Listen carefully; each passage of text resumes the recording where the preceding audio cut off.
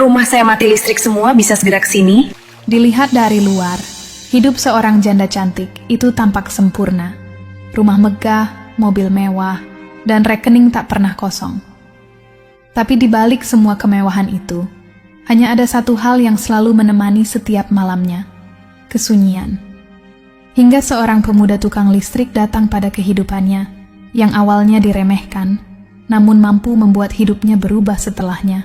3 tahun sudah berlalu sejak Alia Pramesti menjadi seorang janda. Suaminya meninggal mendadak karena sakit, meninggalkan perusahaan keluarga dan kekayaan yang lebih dari cukup untuk membuat hidupnya tenang sampai kapanpun. Namun bagi Alia, semua itu terasa hampa. Apa artinya rumah besar dan tabungan melimpah jika setiap malam ia hanya ditemani kesunyian? Siang tadi, Alia baru saja pulang dari rapat direksi di kantor. Semua orang menyambutnya dengan senyum hormat, memanggilnya Bu Alia dengan nada kagum. Di mata mereka, ia adalah sosok wanita kuat dan sukses, elegan dan tak tergoyahkan. Padahal, jauh di dalam dirinya, Alia hanyalah seorang perempuan rapuh yang sedang berusaha bertahan. Malam itu, ia duduk di ruang keluarga, menonton drama romantis di Netflix. Tapi pikirannya melayang. Ia merasa seperti tokoh utama dalam drama itu. Cantik, kaya, namun kehilangan seseorang yang membuat hidup terasa bermakna. Jarum jam menunjukkan pukul 11 malam. Hujan turun pelan di luar jendela, membawa hawa dingin yang bahkan tak bisa dikalahkan oleh selimut tebal. Alia bangkit, berdiri di dekat kaca, menatap butiran air yang beradu lembut di permukaan jendela. Tiba-tiba, seluruh lampu rumahnya berkedip, lalu padam. Gelap gulita. Hanya suara hujan yang tersisa. Biasanya, Alia bukan tipe yang panik menghadapi situasi seperti ini. Tapi entah mengapa, malam itu rasanya berbeda. Ia membuka ponsel, mencari nomor tukang listrik yang direkomendasikan oleh satpam kompleks. Ia belum pernah memanggil orang itu sebelumnya, tapi jarinya langsung menekan tombol panggil. "Selamat malam, ada yang bisa saya bantu?" Suara di seberang terdengar berat dan tenang. "Rumah saya mati lampu. Bisa datang sekarang?" "Tunggu 30 menit ya, Bu." Tepat setengah jam kemudian, suara motor berhenti di depan pagar rumahnya. Dari balik tirai, Alia melihat seorang pria turun dari motor bebek tua. Jaketnya basah oleh hujan. "Selamat malam, Bu. Saya Irwan." Ia mengangguk singkat, lalu Alia mempersilahkannya masuk. Irwan berjalan menuju ruang panel listrik di sudut rumah. Tangannya cekatan memutar obeng, memeriksa kabel, sesekali bergumam pelan. Alia memperhatikannya dari jauh. Ada sesuatu yang berbeda dari pria ini. Tenang, fokus, tidak banyak bicara. Tidak seperti pekerja lain yang biasanya suka basa-basi, Irwan sama sekali tak menanyakan apapun tentang rumah atau kehidupan majikannya malam itu. "Sudah lama mati lampunya, Bu?" Tanyanya singkat tanpa menoleh. "Baru setengah jam lalu," jawab Alia pelan. Irwan hanya mengangguk dan kembali bekerja. Kurang dari 20 menit kemudian, seluruh rumah kembali terang. Namun anehnya, di balik cahaya lampu yang menyala itu, Alia justru merasa ada sesuatu dalam dirinya yang ikut menyala. Sebuah perasaan hangat yang sulit dijelaskan. Ia berjalan ke meja, mengambil dompet. "Berapa ongkosnya?" Irwan menatapnya sebentar, lalu tersenyum tipis. "Tidak usah, Bu. Saya cuma minta satu hal." Alia terdiam. "Apa itu?" "Izinkan saya menemani Ibu malam ini." Kata-katanya membuat Alia terpaku. Hujan di luar tiba-tiba terdengar lebih deras, dan jantungnya berdetak lebih cepat. Antara terkejut dan penasaran. "Malam ini?" "Iya." "Bukan untuk hal buruk. Hanya duduk, berbicara, atau diam pun tidak apa-apa. Saya cuma merasa Ibu terlalu sering sendirian." Ucapan itu menyentuh sesuatu yang sudah lama terkubur dalam hati Alia. "Baiklah," jawabnya pelan. "Tapi hanya di ruang tamu." Senyum kecil muncul di wajah Irwan. Mereka duduk berdua di sofa, berbicara tanpa arah. Tentang hujan, tentang pekerjaan, bahkan tentang lampu kota yang berkelip seperti bintang bila dilihat dari atas bukit. Sesekali, keheningan menggantung di antara mereka, tapi bukan keheningan yang canggung, melainkan menenangkan. Ketika jam menunjukkan pukul 2 dini hari, Irwan berdiri. "Terima kasih, Bu. Malam ini berarti banyak bagi saya." Alia hanya mengangguk. Setelah pintu tertutup, ia masih berdiri cukup lama di sana, mendengarkan sisa hujan. Entah kenapa, ia merasa sesuatu baru saja dimulai. Sesuatu yang bisa mengubah banyak hal dalam hidupnya. Keesokan paginya, saat Alia berjalan keluar untuk mengambil koran, suara tetangganya, Bu Ratna, memecah keheningan.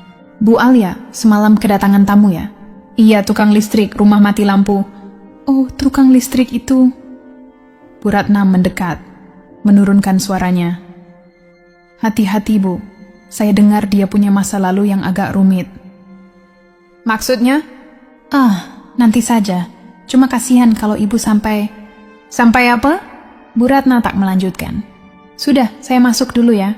Perkataan itu menggantung seperti awan mendung yang belum menurunkan hujan. Seharian penuh, Alia tak bisa mengusir rasa penasaran dari pikirannya. Siapa sebenarnya Irwan? Apa maksud masa lalu yang rumit itu?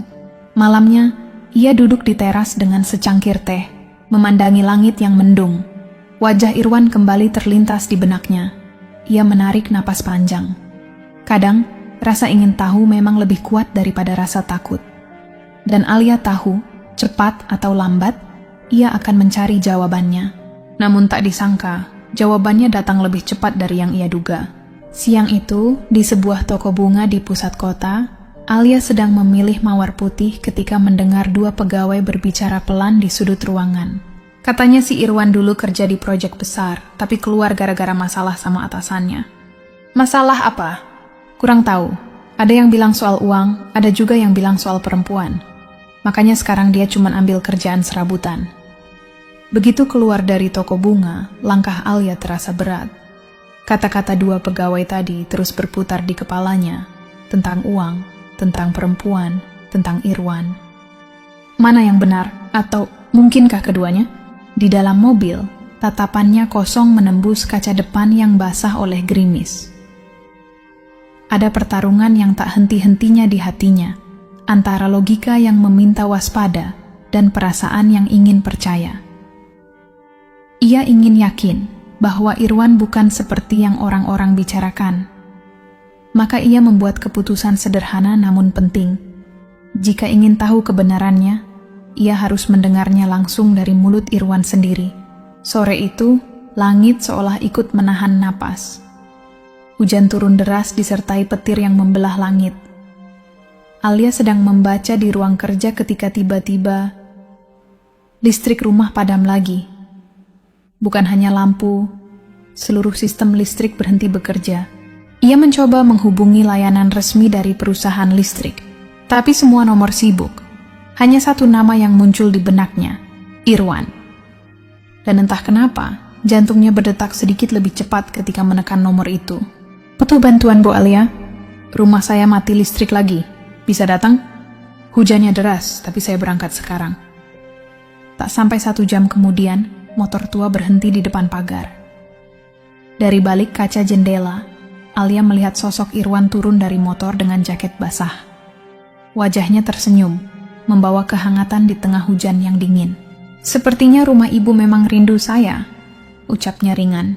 Alia hanya membalas dengan senyum kecil. Meski banyak pertanyaan berputar di pikirannya, ia menahan diri. Ia mempersilakan Irwan masuk dan menunjukkan ruang panel listrik. Kali ini, ada sesuatu yang berbeda. Irwan tampak lebih lelah dari sebelumnya. Tatapannya sedikit sayu, namun tangannya tetap cekatan memeriksa kabel satu persatu. "Irwan," suara Alia terdengar hati-hati, "ada hal yang ingin saya tanyakan." Irwan berhenti sejenak. Tatapannya berubah, seperti seseorang yang sudah tahu pertanyaan itu akan datang. Tapi sebelum sempat menjawab, suara guntur menggema keras di luar jendela, dan tiba-tiba, seluruh lampu rumah menyala kembali. Ia segera membereskan peralatannya. "Apa yang tadi mau ibu tanyakan?" "Mungkin lain kali saja," jawab Alia perlahan. Irwan tersenyum singkat, lalu berpamitan. Begitu pintu tertutup, Alia berdiri di tempat, memandangi ruang tamu yang kini terang. Tapi di dalam hatinya, justru makin banyak bayangan dan tanda tanya. Ia tahu pria itu menyembunyikan sesuatu. Dan entah kenapa, ia ingin tahu. Bukan hanya untuk memastikan apakah Irwan bisa dipercaya, tapi karena ada perasaan aneh yang tak mau hilang. Perasaan yang diam-diam tumbuh di antara hujan dan cahaya lampu. Keesokan harinya, Alia memutuskan mencari tahu sendiri. Ia menghubungi seseorang yang sudah lama bekerja dengannya, Pak Dimas, staf lama yang punya banyak kenalan di mana-mana. Pak, bisa tolong cari informasi tentang seseorang bernama Irwan? Tukang listrik. Boleh Bu, tapi ada apa? Anggap saja saya butuh referensi untuk pekerjaan rumah, jawabnya cepat. Beberapa jam kemudian, pesan masuk di ponselnya. Sebuah alamat bengkel kecil di pinggiran kota, disertai catatan pendek. Teman lama Irwan sering nongkrong di sini. Mungkin bisa ditanya-tanya. Alia menatap pesan itu cukup lama sebelum akhirnya mengambil kunci mobil. Ia tahu langkah ini bisa membawanya pada kebenaran, atau justru ke sesuatu yang tak pernah ia bayangkan sebelumnya. Bengkel itu kecil, beratap seng, dengan papan nama yang sudah pudar. Bau oli dan suara dentingan besi langsung menyambut begitu ia turun dari mobil. Seorang pria menoleh, menghentikan pekerjaannya. Cari siapa, Bu? Saya mencari seseorang, Irwan. Senyum samar muncul di wajah pria itu. Ah, Irwan. Sudah lama dia nggak nongkrong ke sini. Sekarang sibuk ngurus adiknya yang sakit. Biaya pengobatannya besar, jadi dia ambil kerjaan apa saja. Kadang malah nggak mau dibayar kalau yang minta tolong orang susah. Katanya, dia tahu rasanya hidup kekurangan. Alia tertegun. Dulu dia kerja di proyek besar, tapi keluar karena beda pendapat sama bosnya. Lanjut pria itu. Banyak yang salah paham. Dikira dia yang salah, padahal cuman nggak mau ikut main curang. Kata-kata itu membuat dada Alia sesak. Semua gosip yang pernah ia dengar mendadak terasa seperti kabut yang menutupi cahaya. Orang-orang terlalu cepat menilai tanpa mau tahu kebenaran. Dalam perjalanan pulang, hujan turun lagi. Alia menatap butiran air di kaca mobil, membiarkan pikirannya kembali pada sosok Irwan.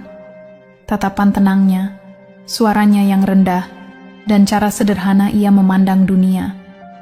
Di saat itu, tanpa sadar, Alia merasa ingin melakukan sesuatu untuknya. Meski belum tahu apa, kesempatan itu datang beberapa hari kemudian. Dari kejauhan, ia melihat Irwan berdiri di depan minimarket dekat kompleks rumahnya. Pria itu baru saja keluar, membawa kantong plastik kecil berisi roti dan air mineral. Irwan, panggilnya.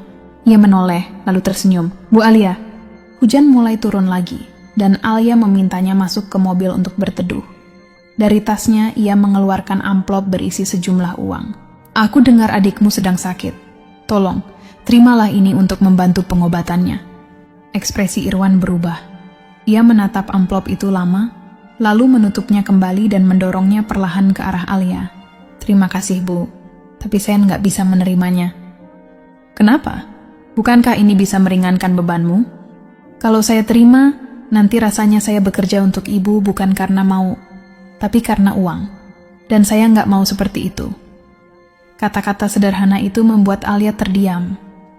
Jarang sekali ia bertemu seseorang yang begitu teguh menjaga harga dirinya, apalagi di tengah kesulitan. Kalau begitu, ucap Alia pelan, izinkan saya membantu dengan cara lain. Irwan menatapnya, lalu tersenyum. Kalau ibu mau membantu, cukup tetap percaya sama saya. Kalimat itu terdengar ringan, tapi justru membuat dada Alia terasa hangat. Di tengah hujan sore itu, ia baru benar-benar menyadari apa yang ia rasakan bukan lagi sekadar rasa penasaran. Sejak hari itu, Alia mulai sering memanggil Irwan untuk berbagai pekerjaan kecil di rumahnya. Kadang hanya untuk mengganti bohlam taman, memeriksa kabel di ruang kerja, atau sekadar memastikan stop kontak berfungsi. Alasan-alasan itu terdengar masuk akal di permukaan, tapi jauh di dalam hatinya, Alia tahu. Ia hanya ingin melihat pemuda itu lagi. Anehnya, setiap kali Irwan datang, suasana rumah yang biasanya dingin terasa sedikit lebih hangat. Suatu sore, Ketika Alia duduk di teras membaca buku, Irwan baru saja selesai memperbaiki lampu dinding. Ia berhenti sejenak, menatap halaman rumah yang rimbun, lalu berkata pelan, "Tempat ini indah sekali, Bu, tapi entah kenapa terasa sepi." Alia tersenyum samar. "Mungkin karena saya sendirian di sini." Irwan menatapnya sejenak lalu menjawab tenang, "Tidak selamanya, Bu." Kata-kata itu sederhana, tapi anehnya membuat hati Alia terasa aman. Seolah Irwan baru saja mengucapkan janji tanpa benar-benar menjanjikan apapun. Perasaan itu asing baginya. Sejak suaminya meninggal, ia tak pernah percaya bahwa ada seseorang yang benar-benar akan hadir untuknya lagi. Malam itu, setelah Irwan pulang, Alia berdiri lama di dekat pintu. Ada sesuatu yang baru ia sadari. Ia tak hanya penasaran siapa Irwan sebenarnya. Ia ingin Irwan tetap ada di hidupnya. Namun keinginan itu diuji lebih cepat dari yang ia bayangkan. Sudah 3 hari Irwan tak muncul. Pesan dan panggilan tak ada balasan. Awalnya Alia mencoba berpikir positif. Mungkin Irwan sibuk atau harus menjaga adiknya. Tapi di hari keempat, rasa gelisah mulai menekan dadanya. Setiap sore ia berdiri di teras menunggu suara motor tua Irwan lewat di depan rumah. Tapi yang datang hanya pedagang keliling dan hujan sore yang turun tanpa henti. Malam kelima, Alia memberanikan diri mengirim pesan terakhir. "Irwan, setidaknya kabari kalau kamu baik-baik saja." Pesan itu hanya centang 1. Malam terasa panjang dan berat. Pikiran buruk terus berdatangan. Rasa kehilangan yang ia rasakan kini bahkan lebih menyesakan daripada saat ditinggal suaminya dulu. Pagi berikutnya, Alia mengambil keputusan. Jika Irwan tak datang kepadanya, maka dialah yang akan mencarinya. Tapi sebelum langkah itu dilakukan, sebuah amplop tipis ditemukan tergeletak di bawah pintu rumahnya. Dengan jantung berdebar, Alia membuka amplop itu. Di dalamnya hanya ada selembar kertas, tapi setiap kalimat terasa berat dibaca. "Bu Alia, terima kasih untuk semua kebaikan yang sudah Ibu berikan. Saya pergi bukan karena ingin, tapi karena saya tidak mau Ibu terseret ke dalam hidup saya yang rumit. Ada hal-hal yang belum bisa saya jelaskan sekarang, tapi percayalah, ini yang terbaik untuk Ibu. Jaga diri baik-baik." Tangan Alia gemetar memegang surat itu. Kata hidup yang rumit menggema di kepalanya, seakan membangkitkan semua rumor yang pernah ia dengar tentang masa lalu Irwan. Namun di sisi lain, hatinya menolak mempercayainya begitu saja. Ia menggenggam surat itu erat, matanya menatap jauh ke depan. Jika Irwan berpikir ia akan berhenti di sini, maka ia salah besar. Justru kata-kata itu membuat Alia semakin yakin. Ia harus tahu apa yang sebenarnya disembunyikan Irwan. Pagi itu, Alia memberanikan diri pergi ke gang sempit tempat Irwan pernah bercerita ia tinggal. Rumah kontrakan kecil itu berada di ujung gang, dengan pintu berwarna biru muda yang catnya mulai mengelupas. Alia mengetuk pelan, tapi tak ada jawaban. Setelah beberapa saat, pintu terbuka sedikit. Seorang perempuan muda muncul, matanya mirip Irwan. "Mas Irwannya ada?" tanya Alia dengan lembut. Perempuan itu menatapnya dingin. "Ibu siapa?" "Saya temannya, saya cuma mau..." Kalimat Alia terhenti ketika perempuan itu memotong cepat. "Kalau ibu datang buat membujuk dia kembali, lupakan saja. Dia nggak akan pulang." Pintu langsung ditutup di depan wajahnya. Alia berdiri terpaku, perasaannya campur aduk, bingung, marah, sedih. Tapi satu hal pasti, semakin orang menutup pintu, semakin besar keinginannya untuk tahu kebenaran. Ia menunggu di ujung gang, berharap ada seseorang yang mengenal Irwan. Tak lama, seorang bapak parubaya keluar dari warung kecil sambil membawa kantong belanja.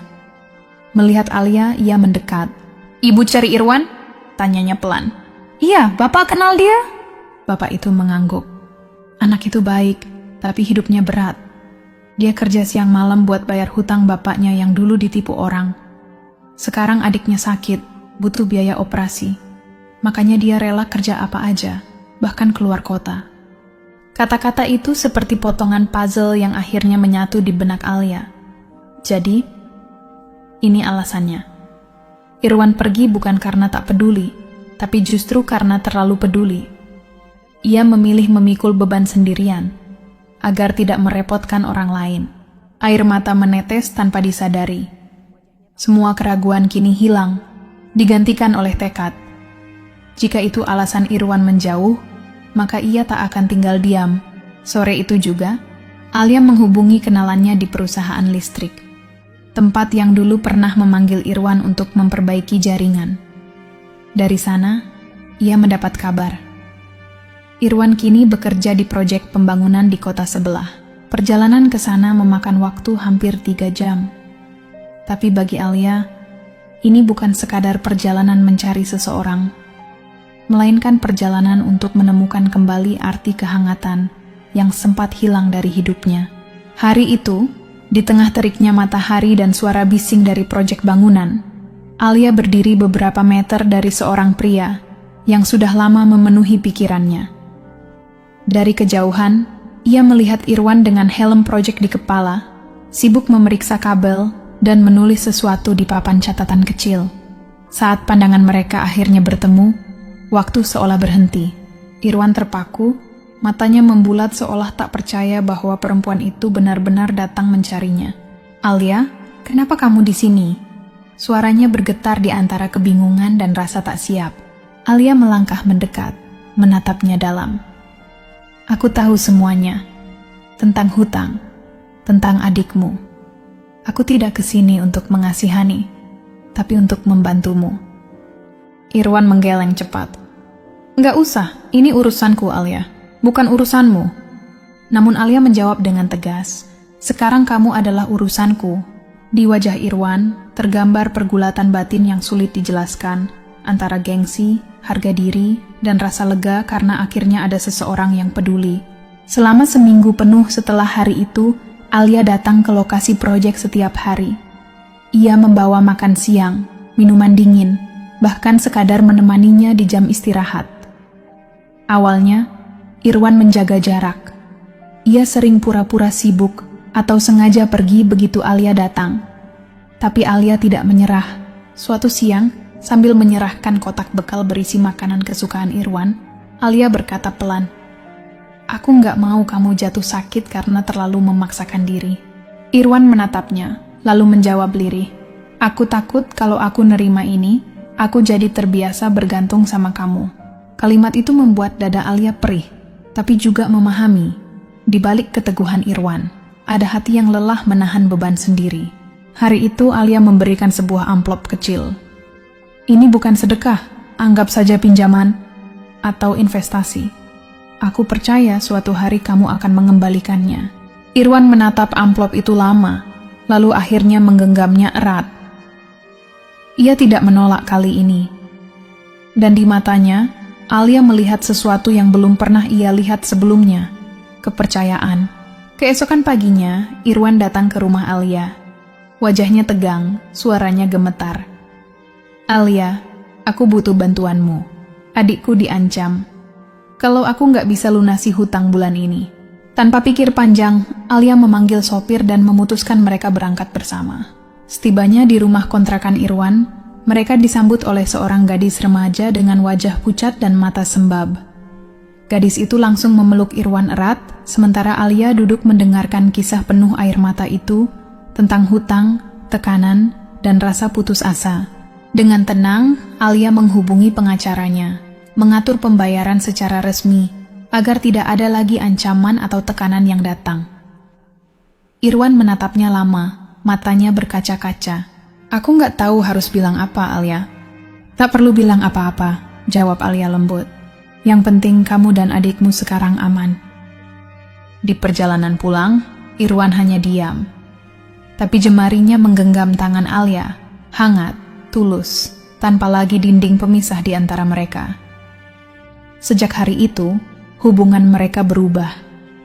Irwan mulai sering menghubungi Alia, bukan untuk meminta tolong, tapi untuk berbagi kabar baik. Ia mengajaknya melihat proyek kecil yang sedang ia rintis di kampung halamannya, membetulkan instalasi listrik rumah warga bersama para pemuda setempat. Alia melihat semangat itu, dan entah mengapa hatinya dipenuhi kebahagiaan yang sulit dijelaskan. Ia diam-diam membantu dari jauh, membelikan peralatan baru namun atas nama donasi warga, agar Irwan tidak merasa terbebani. Sore itu mereka duduk di teras rumah Alia, menatap langit yang mulai berwarna jingga. "Aku nggak tahu apa yang akan terjadi nanti," ucap Irwan perlahan. Alia tersenyum lembut. "Selama kita nggak saling menjauh lagi, aku rasa semua akan baik-baik saja." Untuk pertama kalinya, keduanya merasa sedang memulai sesuatu yang baru. Malam itu, setelah Irwan pulang, Alia duduk di balkon rumahnya dengan secangkir teh hangat. Angin malam menyapa wajahnya, membawa pikirannya terbang ke masa lalu. Hari pertama Irwan datang memperbaiki listrik dengan baju lusuh dan senyum canggung. Siapa sangka, dari pertemuan sederhana itu, tumbuh sesuatu yang begitu dalam. Alia menyadari bahwa kekayaan tak bisa membeli rasa aman, tapi kepercayaan dan keberanian bisa. Ia tersenyum pelan. Rasa itu bukan lagi sekadar kagum. Ia benar-benar jatuh cinta. Keesokan paginya, sebelum Alia sempat merencanakan pertemuan, bel rumahnya berbunyi. Saat pintu dibuka, Irwan berdiri di sana dengan senyum hangat dan sebuah kotak kecil berbalut pita merah di tangan. Ia menatap Alia dalam diam, lalu berkata pelan, "Aku lelah menghindar. Aku lelah berpura-pura kuat. Selama ini aku pikir aku melindungimu dengan pergi, tapi justru aku menyakiti kita berdua. Aku bukan orang kaya, Alia. Aku cuma punya kerja keras dan hati yang tulus buat kamu. Tapi kalau kamu mau, izinkan aku jadi bagian dari hidupmu." Air mata Alia jatuh tanpa bisa ditahan. Semua keraguan, semua jarak, runtuh seketika. "Iya Irwan, aku mau." Dan di momen itu, mereka tahu kisah mereka baru saja benar-benar dimulai. Karena kadang kebahagiaan datang dari arah yang tak pernah disangka. Bukan dari kemewahan, bukan dari kesempurnaan, tapi dari dua hati yang saling menjaga meski dunia berusaha memisahkan. Sebab pada akhirnya rumah sejati bukanlah tempat, tapi seseorang yang kita cintai.